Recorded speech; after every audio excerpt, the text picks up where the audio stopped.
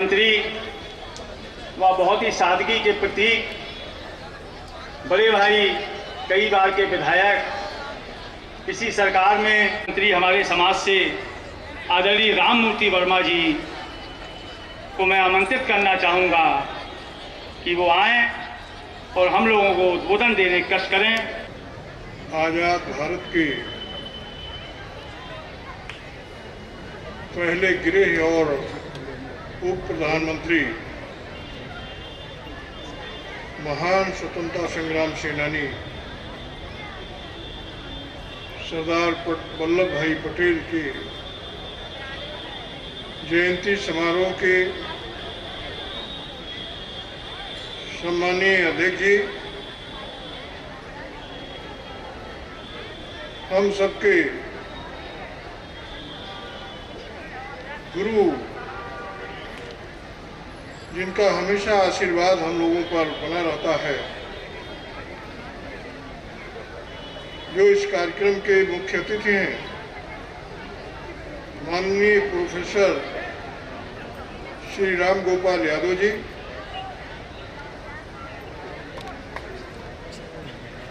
युवा क्रांतिकारी साथी आदित्य यादव जी, श्रीमती ज्योति गुप्ता जी, श्री विजय शंकर वर्मा जी,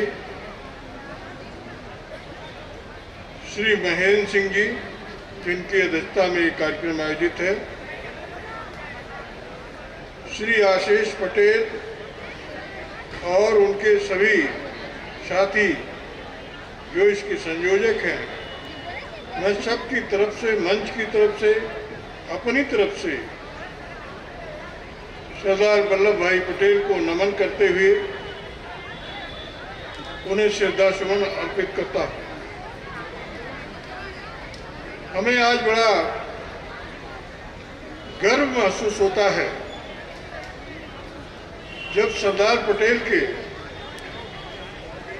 जयंती समारोह में शामिल होने का अवसर मिलता है, क्योंकि सरदार वल्लभ भाई पटेल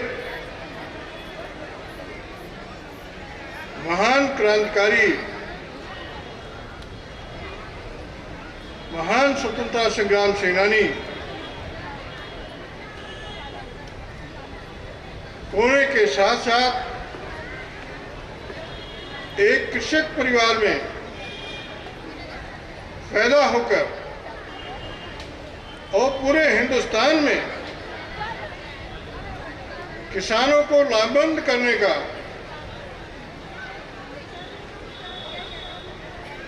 जो उन्होंने कुछ अपने जीवन काल में हिंदुस्तान के लोगों को नेतृत्व क्षमता दिखाने का काम किया है, वो निश्चित रूप से मैं नहीं समझता कि सरदार के बाद कोई दूसरा होगा। हम लोग तो किताबों में ही पढ़े कि महीनों तक 10 लाख से अधिक लोगों को बारडोली सत्याग्रह में शांतिपूर्वक अंग्रेजी हुकूमत के खिलाफ किसानों को आंदोलित कर रखा और अपनी मांगे मनवा ली, जिसमें न कोई खून खराबा हुआ, न कोई लाठियां चली। ये निश्चित रूप से एक बहुत बड़े नेता की निशानी है। हमें गर्व होता है कि चूंकि सरदार पटेल पटेल वंश के थे, हम देखते हैं देश में, मुझे पूरे देश में कई प्रदेशों में भी जाने का मौका मिला, लेकिन जयंती का कार्यक्रम ज्यादा पटेल लोग ही करते, जबकि सरदार वल्लभ भाई पटेल इस देश के नक्शे को बनाने वाले हैं। हिंदुस्तान के नक्शे में सरदार पटेल का चेहरा दिखता है। इस देश की एकता, अखंडता, गंगा यमुनी की जो तहजीब है, इसको सरदार पटेल ने देने का काम किया। निजाम हैदराबाद की रियासत को मिलाते समय सरदार पटेल ने कहा था, इस देश में रहने वाले हर इंसान का, चाहे वो किसी भी जाति, धर्म और मजहब का हो, सभी के अधिकार समान होंगे। और हमें कहने में कोई संकोच नहीं कि वर्तमान समय में जो हुकूमत काम कर रही इस देश के अंदर, इसने सरदार वल्लभ भाई पटेल के सपनों को चकनाचूर करने का काम किया है। चाहे संविधान को समीक्षा के नाम पर बार बार छेड़छाड़ करने का काम किया, हमारे आपके हक अधिकारों को कमजोर करने का काम किया। अब सरदार पटेल तो दूसरा नहीं पैदा हो सकता है, लेकिन सरदार पटेल के बाद हिंदुस्तान के अंदर किसानों, गांव, खेत खलिहान की रहनुमाई करने वाले नेता चौधरी चरण सिंह थे।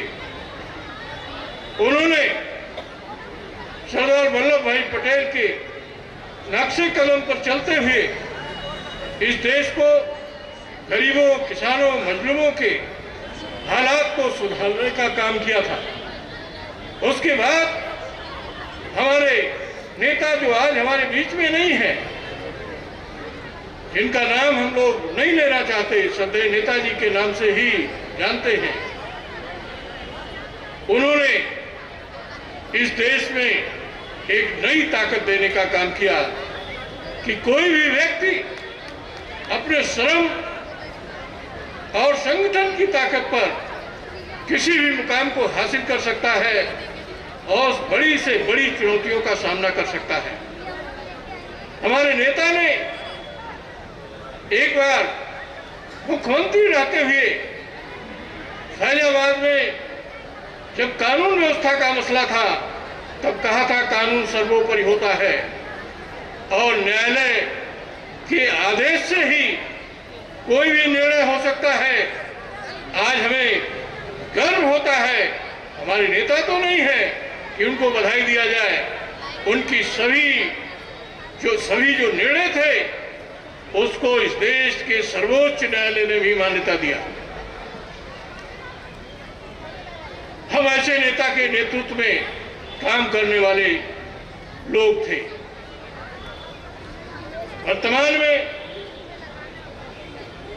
उनके सुयोग्य पुत्र समाजवादी पार्टी के राष्ट्रीय अध्यक्ष श्री अखिलेश यादव जी, अब नेताजी तो नहीं हैं, प्रोफेसर साहब, आदरणीय चाचा शिवपाल जी, मैं पहले जब आया करता था तो यहां पर नेताजी का कोई काम नहीं लगता था। चाचा या चाचा के बाद प्रोफेसर साहब, हम लोगों का जब बहुत कोई समस्या होती थी तब प्रोफेसर साहब से मिलते थे। आज भी मैं समझता हूं सबसे कम मिलने वाला मैं ही शख्स हूं, लेकिन मुझे उम्मीद है कि सबसे अधिक आशीर्वाद मेरे ऊपर प्रोफेसर साहब का रहता है। और मैं आप लोगों से सिर्फ यही आग्रह करूंगा कि आप सभी लोग, खास तौर से जो सरदार वल्लभ भाई पटेल के कुल के लोग हैं, उन्होंने जो इस देश की देशी रियासतों को तोड़ते समय जो वचन दिया था कि कोई भेदभाव किसी धर्म, जात के साथ नहीं किया जाएगा, ये हमारे पुरखे का वचन था। इसको निभाने के लिए कोई भी कुर्बानी देनी पड़े तो हमको आपको आगे रहना चाहिए।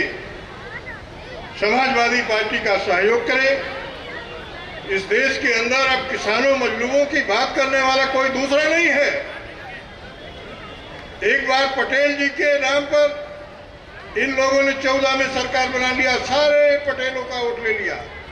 आज भी मेरा जो आकलन है कि पटेल के वंशज अगर भारतीय जनता पार्टी को वोट देना बंद कर दें तो दिल्ली लखनऊ में भारतीय जनता पार्टी की सरकार नहीं बन सकती है।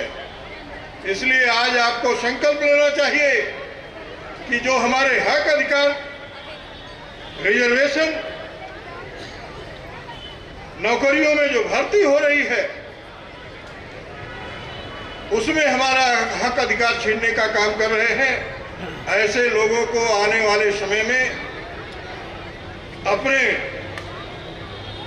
उंगलियों की ताकत से ईवीएम का बटन दबाकर इनको सबक सिखाने का काम करेंगे, जिससे हमारे हक अधिकार को कभी भी कोई भी सरकार, किसी भी पार्टी की सरकार हो, वो हिम्मत ना जुटा सके। प्रोफेसर साहब को बोलना है, हम लोग आपके सामने बोलते नहीं हैं।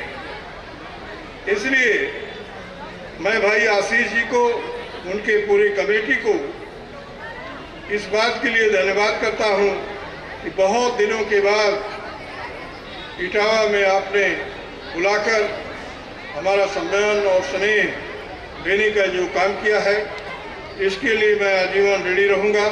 एक बार फिर से मैं महापुरुष हम सबके अग्रज सरदार वल्लभ भाई पटेल जी को श्रद्धा सुमन अर्पित करते हुए अपनी बात समाप्त करता हूं और नेताजी को याद करते हुए नेताजी को भी श्रद्धा सुमन अर्पित करता हूं। जय हिंद, जय समाजवाद।